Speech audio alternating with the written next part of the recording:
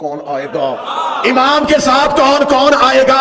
यही वजह है कि जब इधर से दज्जाल कहेगा कि मैं आ गया हूं, उधर से मेहदी कहेगा मैं आ गया हूं, आप फिर दज्जाल की तरफ दौड़ पड़ेंगे कि यही मेहदी है जो महदी के पास जाएंगे। उन्हें पता होगा अकेला नहीं आया, 4 नबी पीछे आ रहे हैं। कि जमात-उस-सानी के निस्फ से बारिशें शुरू होंगी और रजब के निस्फ तक आएंगी। इतनी बारिशें होंगी, इतनी बारिशें होंगी, इतनी बारिशें होंगी कि कब्रों में हड्डियों के ऊपर गोश्त आना शुरू हो जाएगा। रमजान ऐसा होगा कि उस रमजान में पहले चांद ग्रहण होगा, फिर सूरज ग्रहण होगा। मौला फरमाते हैं उस रमजान में जब शब कदर के अमाल कर लो तो अमाल करने के बाद अपने घरों की खिड़कियां बंद कर लेना और शीशे के करीब ना रहना। एक जोरदार धमाका होगा, जमीन लरज जाएगी। आज के दौर की ये आलमी जंगों की पेशन गोई है। यहां पर आके जैसे आप चुप हुए कुछ लोग, इसलिए मैं तो कह रहा हूं तैयारी पूरी होनी चाहिए, निशानियां पहले पता होनी चाहिए। जो ही काबा गिरना शुरू होगा लोग कहेंगे ये इमाम नहीं है। इमाम होता तो काबे को गिराता। जो ही इमाम वापस पलटने लगे, वो लोग वापस पलटने लगेंगे तो इमाम कहेंगे नहीं वापस ना बुलाना, जाने दो इनको घरों में। इन्होंने इमाम के होते हुए ईंटों के घर को इज्जत दी। अब ये जाके किताबों से पढ़ना कि कब कब आखिरी बार काबा जो है उसको कब तमीर किया गया था। इमाम काबे को उसकी बुनियादों पे रखेंगे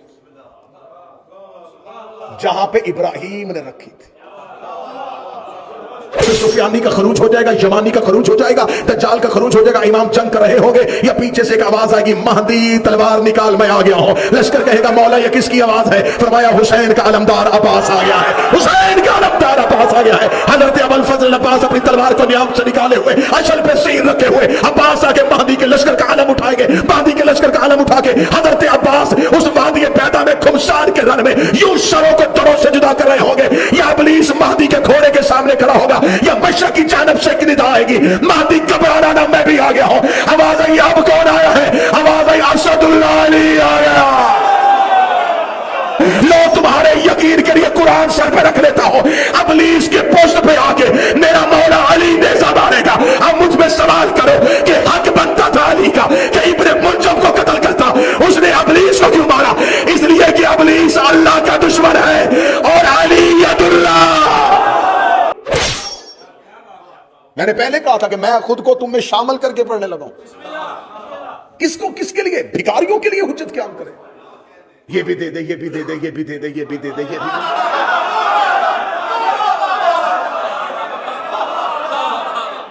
तुम्हारी ख्वाहिशें ना मुसल्ले पे खत्म होती है ना करबला जाके खत्म होती है।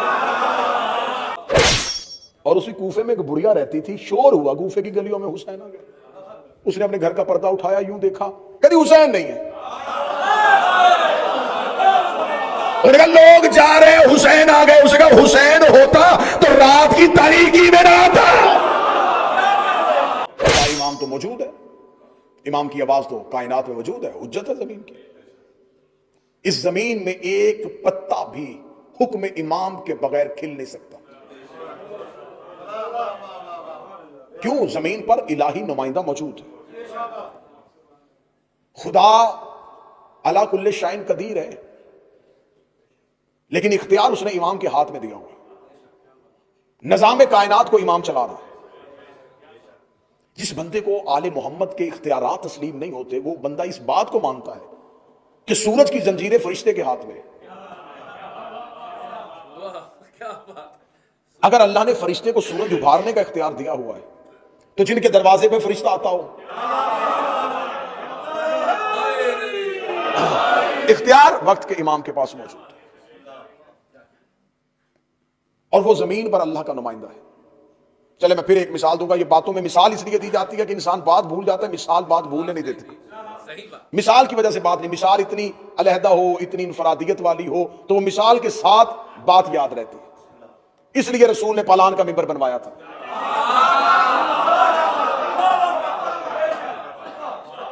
अरबों में सवारी ऊंट ही था। रसूल ने फरमाया आज के बाद जब भी ऊंट देखो तो याद आए, जहां भी ऊंट देखो, ऊंट पे कोई भी बैठा हो, तुम्हें याद आए कि हमने अली के हाथ में बैत की।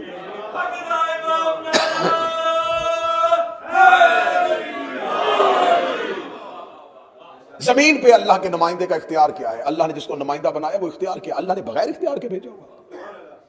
मैं पाकिस्तान से बरतानिया आना चाहता था। मैंने कहा कि मैं पाकिस्तान से बरतानिया पहुंचूं तो मैं एयरपोर्ट पे गया और एयरपोर्ट पे जाके मैंने कहा जी कि मैं बरतानिया जाना चाहता हूं। انہوں نے کہا پاسپورٹ، میں نے دیا. انہوں نے کہا ویزا، میں نے کہا وہاں جاؤں گا تو لگوا لوں گا، وہاں پہنچوں گا تو ان سے کہہ دوں گا. انہوں نے کہا نہیں. تو میں نے کہا بھائی کون لگائے گا، ابھی تو میں وہاں پہنچا ہی نہیں. انہوں نے کہا تمہارے ملک میں ان کا ایک نمائندہ ہے.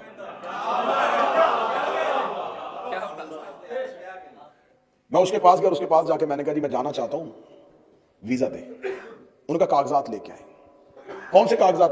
یہ ضروری ڈاکومنٹس ہیں، یہ ہم دیکھیں گے، پھر ان کاغذات کو دیکھنے کے بعد فیصلہ کریں گے کہ آپ ہمارے ملک میں جا سکتے ہیں کہ نہیں. میں نے اسے کہا کہ آپ وہاں کے بادشاہ ہیں، وزیر اعظم ہیں، کیا اختیار ہے؟ انہوں نے کہا انہوں نے مجھے اختیار دے کے تمہارے ملک میں بٹھایا ہوا. کاغذات انہوں نے نہیں دیکھنے، میں نے دیکھنے. امال وہ نہیں دیکھیں گے، امال میں.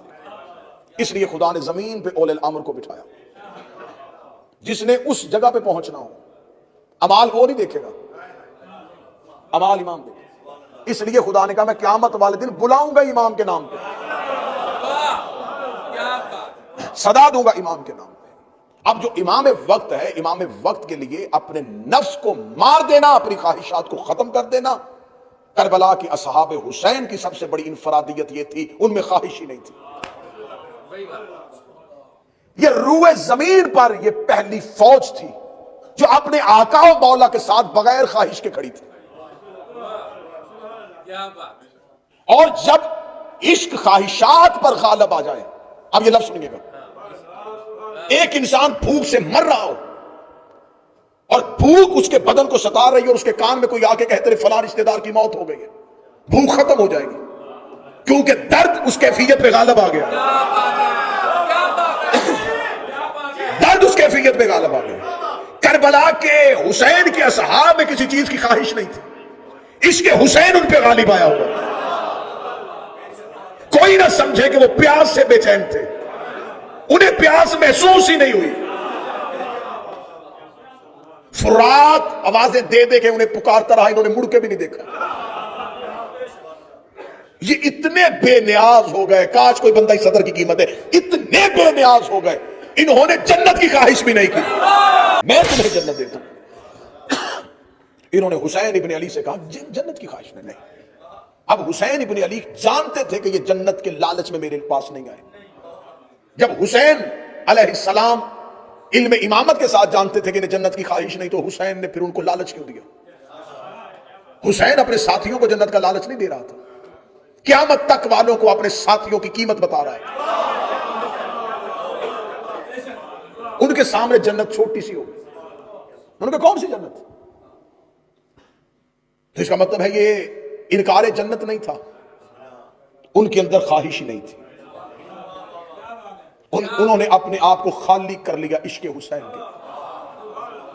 کیا گھر، کیا قبیلہ، کیا قوم، کیا خاندان، کیا بھوک، کیا پیاس، ان کے اندر صرف حسین تھا.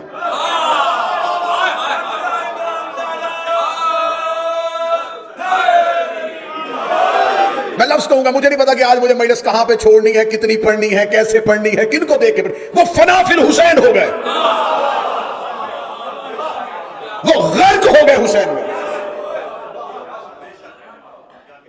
اتنے عشق حسینی کے اندر ڈوب گئے، انہیں سوائے حسین کے کچھ نظر نہیں آ رہا. نیزے کی انی کی انہیں تکلیف ہو جو حسین میں جا چکے ہو، نہ تیروں کی نوکیں انہیں کچھ کہہ رہی تھی، وہ مسکراتے ہوئے نیزوں کے سامنے جا رہے تھے. یہ ایسے عشق حسینی میں فولاد بن گئے کہ ان کے سینوں نے نیزوں کی انیوں کو موڑ دیا. یہ اتنے فولاد بن گئے کہ ان کی گردنوں نے خنجر توڑ دیے. یہ عشق حسینی میں فولاد ہو چکے تھے. حسین نے یہ مثال زمانے کے سامنے رکھ دی. ایسے ہو تو پھر حجت قیام کرتی ہے. ہائے ہائے ہائے، ایسے ہو. مانگنے والے بھکاریوں کے لیے. میں نے پہلے کہا تھا کہ میں خود کو تم میں شامل کر کے پڑھنے لگا ہوں. کس کو، کس کے لیے؟ بھکاریوں کے لیے حجت قیام کرے. یہ بھی دے دے، یہ بھی دے دے، یہ بھی دے دے، یہ بھی دے دے، یہ بھی دے دے.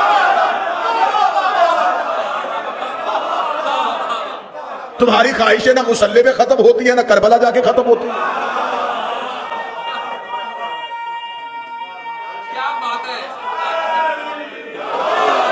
مزہ آئے گا اس دن علم کو سلام کرنے کا جب اس کے نیچے منتوں کے چراغ نہیں ہوں گے.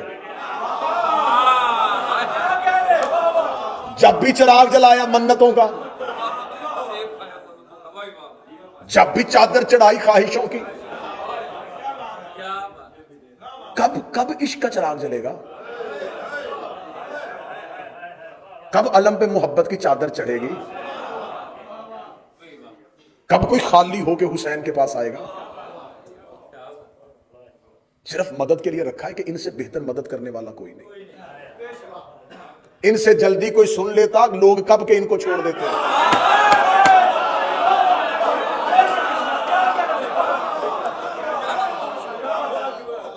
تم نے ریسکیو کے لیے مانا ہوا ہے. ان سے بہتر مدد کوئی نہیں کرتا، ان سے جلدی مدد کے لیے آتا کوئی نہیں. اپنی ذاتی خواہشوں کی تسکین کے لیے اہل بیت کو مانتا ہے. اہل بیت کے لیے اہل بیت کو کس نے مانا ہے؟ کچھ دے کے حسین کے پاس آؤ، کچھ چھوڑ کے حسین کے پاس آؤ. لیکن نہیں، حسین نے کربلا میں وہ مثالیں پیش کر دی کہ ایسے ہوں گے جن کے اندر کوئی خواہش نہیں ہوگی. کسی خواہش کے لیے امام کے پاس نہیں آئیں گے، امام کے لیے امام کے پاس آئیں گے. ہاں ٹھیک ہے، میں بہتر سمجھتا ہوں ان سے زیادہ کون اللہ کی بارگاہ میں وسیلہ ہے، ٹھیک ہے، لیکن ساتھ یہ بھی ذہن میں رکھا کرو نہ بھی بولو گے تو یہ جانتے ہیں.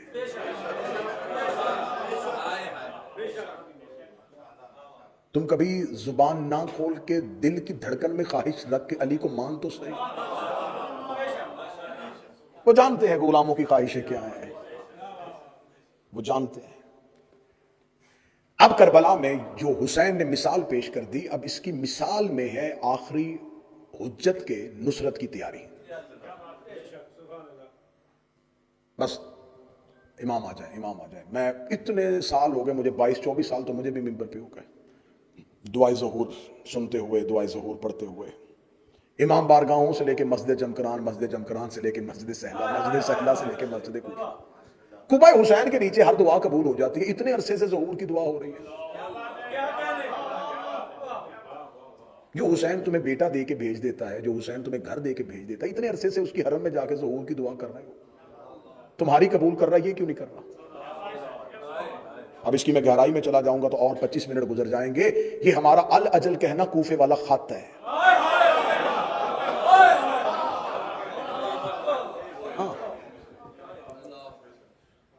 میں نے پہلے کہا تھا کہ باقی مجلس سے میں نے ساری آپ کے چہرے پہ خوشی کے لیے پڑھی، آج دل کے لیے پڑھوں. اللہ جلدی آ جائے، جلدی آ جائے. یقین کیجئے یہی الفاظ کوفے سے جلدی آ جائے، جلدی آ جائے. کیوں آئے؟ جلدی آئے، جلدی آئے، ہمیں بچائیں. ابن زیاد آ گیا ہے، ابن زیاد پہنچ گیا ہے. ابن زیاد ملاؤن رات کے وقت کوفے میں داخل ہوا. اسے پتا چل گیا کہ کوفے والے حسین کا انتظار کر رہے. لو میں دیکھوں گا کس بندے کا دماغ مجلس کے اندر. ابن زیاد کوفہ کے باہر پہنچا، اور تاریخ اس بات پہ شاہد ہے کہ وہ کوفہ کے باہر رکا رہا. اسے پتا تھا کہ کوفے کے لوگ حسین کا انتظار کر رہے ہیں. میں مثال کوفے کے دوں گا، آپ نے ذہن یہاں رکھنا.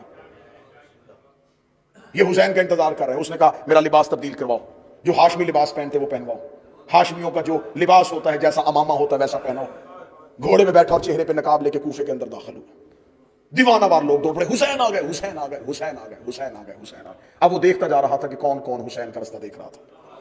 اچھا یہ بھی مانگ رہا ہے، یہ بھی حسین کے لیے، یہ بھی حسین کے لیے. وہ چلتا جا رہا ہے. اب میں صدر کہنے لگا ہوں جس کے لیے میں نے بات شروع کی تھی. معرفت کم ہو تو لوگ ابن زیاد کو بھی حسین سمجھ لیتے ہیں.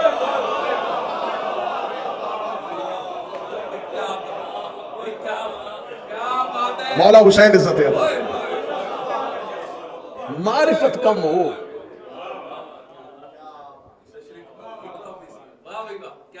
ان کو صرف اتنا پتا تھا کہ حسین کا لباس ایسا ہے. جس نے لباس سے امام پہچانا اس نے ابن زیاد کو بھی نہیں پہچانا. اور اسی کوفے میں ایک بڑھیا رہتی تھی. شور ہوا کوفے کی گلیوں میں، حسین آ گیا. اس نے اپنے گھر کا پردہ اٹھایا، یوں دیکھا، کہتی حسین نہیں ہے. لوگ جا رہے ہیں، حسین آ گئے. اسے کہا حسین ہوتا تو رات کی تاریکی میں نہ آتا.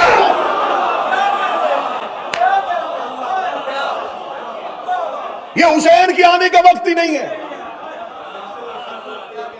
کتنی ڈوبی ہوئی تھی معرفت امام, اسے خبر تھی کہ امام کے آنے کا اصل وقت کیا ہے. اور تاریخوں میں ایک اور شخص کا کہا ہے, اس کو بھی کہا گیا حسین آ گئے. وہ بھی بازار میں گیا اور دیکھے, کہنے لگا حسین نہیں ہے. جو کہا حسین کیوں نہیں, تجھے حسین کی نشانی کا پتا؟ اس نے کہا حسین ہوتے تو دائیں بائیں اکبر و عباس ہوتے.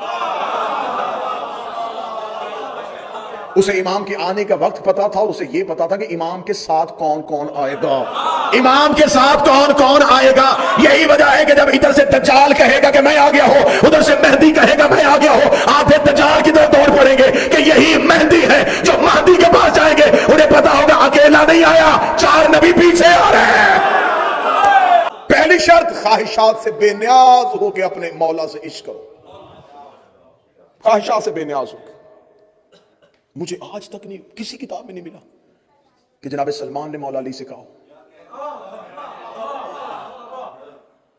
کہ یا علی جنت میں میرا گھر کہاں ہے. مقداد نے کہا یا علی مجھے فلاں جگہ کا گورنر بنا دے. کمبر نے کہا ہو کہ آپ کا دور آ جائے تو مجھے فلاں جگہ کی گورنری حاکمیت مجھے دے دے. ان میں سے کسی نے بغیر خواہش کے اپنے وقت کے امام کو مانا. ہر دور کے امام کے نوکروں میں سے جو ایک وصف علیحدہ نظر آئے گا وہ بغیر لالچ کے امام کو مان لیتے. حضرت ابو ذر بیٹھے ہوئے یوں اپنی چھڑی کے ساتھ, ایک شخص آیا دیکھ کے کہنے لگا کیا فائدہ ہے علی کو ماننے کا, دیکھ ہم نے ان کی بیعت کی اور اس نے کی, اور اس نے وہاں گورنر بنا دیا, اس کو یہاں بنا دیا. اگر تو بھی ہمارے ساتھ اس دن بیعت کرنے کے لیے چلا جاتا, جتنا بہتر صحابی ہے, جتنی حدیث نبی نے تیرے بارے میں کہی ہیں, تجھے بہت بہت اچھا عہدہ مل سکتا تھا. اتنا کہنا تھا. ابو ذر نے یوں اس کی طرف دیکھا اور اپنی چھڑی کو اٹھایا اور اٹھا کے کہتے ولایت علی پہ قائم رہنے کا مجھے اتنا فائدہ ہوا ہے جب چاہوں آسمان کو زمین پہ پھینک دوں. ولایت علی نے مجھے غنی کر دیا, محبت علی نے مجھے دنیا سے بے نیاز کر دیا. پہلی شرط تھی ان میں خواہش نہیں ہوتی. دوسری شرط یہ ہوتی ہے کہ انہیں امام کے بارے میں آگہی ہوتی ہے, وہ اپنے مولا کی خبر رکھتے ہیں. ساری کی ساری ظہور کی جتنی علامات لکھی ہوئی ہیں, یہ ہوگا یہ ہوگا یہ ہوگا یہ ہوگا یہ ہوگا, اتنی واضح نشانیاں لکھی ہوئی, اتنی واضح نشانیاں لکھی ہوئی کہ جمادی ثانی کے نصف سے بارشیں شروع ہوں گی اور رجب کے نصف تک آئیں گی. اتنی بارشیں ہوں گی, اتنی بارشیں ہوں گی, اتنی بارشیں ہوں گی کہ قبروں میں ہڈیوں کے اوپر گوشت آنا شروع ہو جائے گا. واضح نشانی ہے. پھر رجب کے بعد پھر وہ ایک ایسا رمضان آئے گا کہ اس رمضان کے اندر واضح نشانی فرامین. جتنی بھی غیبت کی کتابیں اٹھا کے دیکھو کہ وہ رمضان ایسا ہوگا کہ اس رمضان میں پہلے چاند گرہن ہوگا, پھر سورج گرہن ہوگا. مولا فرماتے ہیں کہ اس رمضان میں جب شب قدر کے عمال کر لو تو عمال کرنے کے بعد اپنے گھروں کی کھڑکیاں بند کر لینا اور شیشے کے قریب نہ رہنا. ایک زوردار دھماکہ ہوگا, زمین لرز جائے گی. آج کے دور کی یہ عالمی جنگوں کی پیشن گوئی ہے. عالمی جنگیں شروع ہو جائیں گی. واضح ترین حدیث کی کتابوں میں کون سا ملک کس پہ حملہ کرے گا, کون سا ملک کس پہ حملہ کرے گا, کون سا ملک کس پہ حملہ کرے گا, ایسی افراتفری کا عالم ہو جائے گا. ایران کی حکومت 7 حصوں میں تقسیم ہو جائے گی اور ایران سمٹ کے خراسان میں آ جائے گا. جو ایران خراسان میں سمٹ کے آ جائے گا تو اس وقت معصوم فرماتے ہیں کہ شب عاشور ہوگی. شب عاشور کو خراسان سے سیاہ پرچموں کے ساتھ 10,000 کا لشکر مکہ کی طرف بڑھنا شروع ہوگا, اور ایک خراسانی ہے جس کی قیادت میں اٹھے گا. جب میں نے یہ نشانی پڑھی تو میں نے دیکھنا شروع کر دیا کس ملک کا پرچم میں سیاہ ہے. مجھے نیلے پیلے سبز پرچم نظر آئے, ایک ہی نظر آیا کہ سیاہ پرچم صرف عباس کا ہے. اور شب عاشور میں اگر سیاہ پرچموں کے ساتھ اٹھنا ہے تو یہ کوئی جلوس آ رہا ہے جو مکہ کی جانب بڑھے گا. عاشور کی صبح کتابیں کہتی ہیں کہ یہ نصف شب سے لے کے اول وقت تک کا ٹائم ہوگا. عاشور کا دن ہوگا, بروز جمعہ ہوگا. مکہ کی پہاڑیوں سے میرے آقا و مولا چلتے ہوئے آئیں گے اور بیت اللہ کے ساتھ ٹیک لگا کے کھڑے ہوں گے اور آواز دے کے کہیں گے انا حجت اللہ علی العرش, میں زمین پر اللہ کی حجت ہوں. انسانیت 3 گروہوں میں بٹ جائے گی. پہلے وہ ہیں جو یہ کہیں گے کہ یہ امام کی آواز ہی نہیں ہے, دوسرے وہ ہیں جو یہ کہیں گے کہ ضروری امور سر انجام دیں اور پھر امام تک پہنچیں. تیسرے وہ ہیں کہ جو ہی امام کی آواز آئی انا حجت اللہ علی العرض وہ لبیک کہہ کے اٹھیں گے. پہلا گھر میں ہوگا, دوسرا مکے میں ہوگا.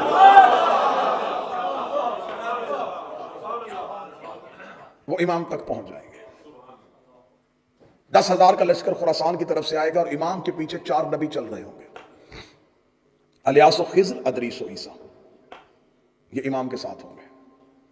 میرے مالک مکہ سے اپنے قیام کو شروع کریں گے اور بیت اللہ پہ اذان ہوگی.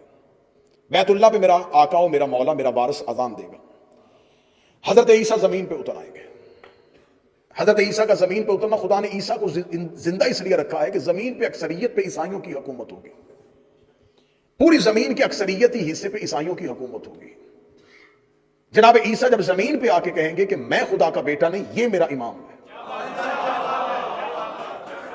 عیسائی ایک لمحے میں اپنا عقیدہ بدلیں گے اور مہدی کے قدموں میں اپنا سر رکھ دیں گے.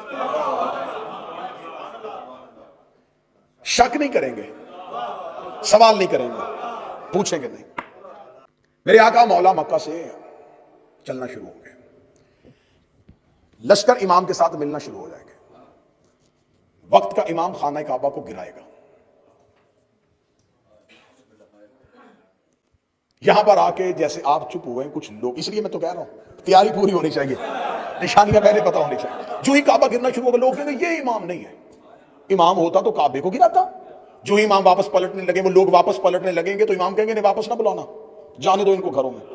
انہوں نے امام کے ہوتے ہوئے اینٹوں کے گھر کو عزت دی.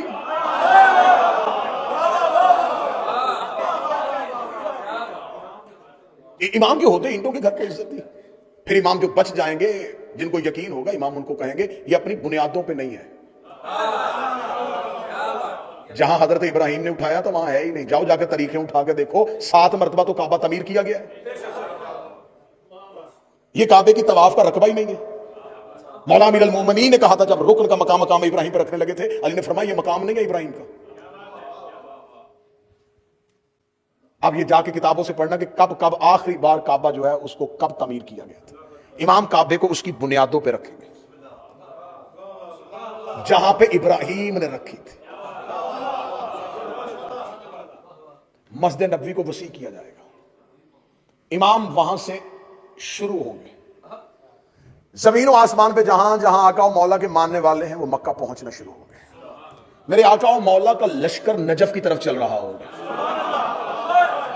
کیونکہ میرے مولا کا دارالحکومت کوفہ ہوگا, اور اس دور کا کوفہ جو آج ہے وہ نہیں ہوگا. یہ نجف اور کربلا یہ کوفہ کے اندر ہی ہوگا. میرے مولا چل رہے ہوں گے اور وادی بیضا پہ جا کے گھمسان کا رن پڑے گا. سامنے سے ابلیس اپنے پورے لشکر کے ساتھ مہدی کا رستہ روکے گا. امام بڑھ رہے ہوں گے اور وادی بیضا کے قریب امام پہنچ چکے ہوں گے. گھمسان کا رن ہوگا. امام کے ساتھ 4 انبیاء ہوں گے. امام کے ساتھ 313 صحابہ ہوں گے. امام کے ساتھ 10,000 کا لشکر خراسان سے آئے گا, 12,000 کا یمن سے آئے گا, لاکھوں کا ہجوم امام کے ساتھ ہوگا. وادی بیضا میں دوپہر کے وقت جنگ شروع ہوگی اور رات چھانے کے قریب ہو جائے گی. ایسے تلواروں کے ساتھ تلواریں اور شعلے آسمان کی طرف جا رہے ہوں گے. یہ ابلیس پہنچے گا, ابلیس پہنچ کے امام کا رستہ روکے گا. ادھر سے سفیانی کا خروج ہو جائے گا, یمانی کا خروج ہو جائے گا, دجال کا خروج ہو جائے گا. امام جنگ کر رہے ہوں گے, یا پیچھے سے ایک آواز آئے گی مہدی تلوار نکال میں آ گیا ہوں. لشکر کہے گا مولا یہ کس کی آواز ہے؟ فرمایا حسین کا علمدار عباس آ گیا ہے. حسین کا علمدار عباس آ گیا ہے. حضرت ابوالفضل عباس اپنی تلوار کو نیام سے نکالے ہوئے, اشل پہ سین رکھے ہوئے, عباس آ کے مہدی کے لشکر کا علم اٹھائیں گے. مہدی کے لشکر کا علم اٹھا کے حضرت عباس اس وادی بیضا میں گھمسان کے رن میں یوں سروں کو تروں سے جدا کر رہے ہوں گے. یا ابلیس مہدی کے گھوڑے کے سامنے کھڑا ہوگا, یا مشرق کی جانب سے ایک ندا آئے گی, مہدی گھبرانا نہ, میں بھی آ گیا ہوں. آواز آئی اب کون آیا ہے؟ آواز آئی اسد اللہ علی آ گیا. سے ایک لشکر لے کے حسین اٹھے گا, 72 تلواروں کو علم کیے ہوئے, ہزاروں کا لشکر کریم کربلا کے پیچھے. اب یہاں تک آخری جملہ کہوں گا, یہی آج کا فضائل رکنے لگا. ہر مظلوم اپنے ظالم سے بدلہ لے گا, ہر مقتول اپنے قاتل سے بدلہ لے گا. میرا آقا میرا مولا میرا صاحب الرسول سب سے پہلی بیعت جبریل آ کے میرے مولا کے ہاتھ پہ کرے گا. کل کا دن یہاں پر ہوں, جتنے حوالے لینا چاہنا لے لینا, لیکن شک نہ کرنا تمہیں حسین کا واسطہ. جبرائیل نے آدم سے لے کے 11ویں تک کسی کے ہاتھ بیعت نہیں کی. یہ شاگرد ہے علی کا, بیعت نہیں کی ہے. یہ بیعت सिर्फ महदी के हाथ में करे।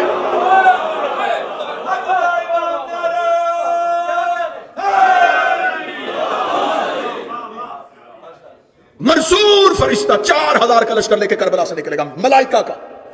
ये 4000 वो मलाइका हैं जो 10 मुहर्रम नुसरत हुसैन के लिए जमीन पे उतरे थे। मेरे आका मौला नुसरत से इनकार कर दिया था, अल्लाह ने अर्श पे बुलाने से इनकार कर दिया था। तुम्हें हुसैन के लिए भेजा था, अर्श पे ना आना, जाओ कब्र हुसैन पे बैठ जाओ। ये 4000 फरिश्ते आज भी मंसूर फरिश्ते के साथ कब्र हुसैन पे बैठे। आज भी मंसूर फरिश्ता करबला के बाहर हुसैन के ज़ायरीन का इस्तकबाल करता है। आज भी वो 4000 मलाइका जमीन और आसमान के दरमियान हुसैन की कब्र पे बैठे हुए अपने बालों को पखेरे हुए हुसैन पे गिरिया मातम कर रहे हैं और हुसैन पे सदाए इस्तगास और सदाए नुसरत पे लब्बैक कह रहे हैं। जो ही मेरे आका मौला आएंगे मंसूर फरिश्ता 4000 मलाइका के साथ, अलियास खिज़र अदरीस और ईसा 313 असहाब 12000 10000 6000 80000 1,00,000 60,000 ये तमाम खरूज करते करते इमाम के लश्कर में मिल जाएंगे। हर एक मजलूम अपने जालिम से बदला लेगा, मूसा फरौन से बदला लेगा, इब्राहिम नमरूद से बदला लेगा। हर मकतूल अपने कातिल को कब्र से निकालेगा। जैसे उसने उसे मारा था वैसे वो उसे मारेगा। लो तुम्हारे यकीन के लिए कुरान सर पे रख लेता हो, इब्लीस के पोस्ट पे आके मेरा मौला अली नेज़ा मारेगा। अब मुझ में सवाल करो कि हक बनता था अली का कि इब्ने मुलजम को कत्ल करता, उसने इब्लीस को क्यों मारा? इसलिए कि इब्लीस अल्लाह का दुश्मन है और अली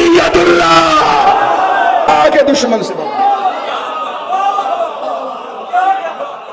अल्लाह के दुश्मन से बदला अली ने। जमीन अदलो इंसाफ से भर जाएगी। इराक से हादीस कहती है, इराक से अगर कोई औरत जेवर से भरी हुई शाम की तरफ पैदल सफर करे, उसे कोई नहीं देखेगा। वहशी दरिंदे घरों में रहना शुरू कर देंगे, जहरीले जानवरों के जहर का असर खत्म हो जाएगा। जमीन अपने खजाने उगल के बाहर फेंक दे, सोना और चांदी जमीन पे बिखरा हुआ पड़ा होगा और महदी के नौकर ठोकरे मार के चल रहे हैं। मेरे आका का सदका उतारने वाले होंगे, लेने वाला कोई नहीं होगा।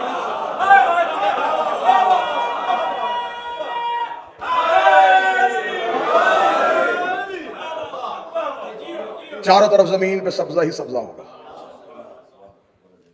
बस यहीं से कल गुफ्तगू चलेगी और अकीदा रजत की तरफ जाएंगे। ये मजहब शिया की मुसल्लमात में से नहीं पढ़ा जाता, नहीं सुना जाता, नहीं इसको बयान किया जाता, तो ये अलग बात है। मुसल्लमात मजहब शिया में से है अकीदा रजत। सरकार वारिस से जमाना के बाद आइमा के दौर का पलट के आना। कल वीडियो देखने का बहुत शुक्रिया। अगर आपको ये वीडियो हमारी अच्छी लगी हो तो चैनल को लाइक भी कीजिएगा, सब्सक्राइब भी कीजिएगा और याद के साथ दोस्तों को शेयर भी ज़रूर कीजिएगा ताकि हर आने वाली मजलिस आपके पास बर वक्त पहुंच सके। शुक्रिया।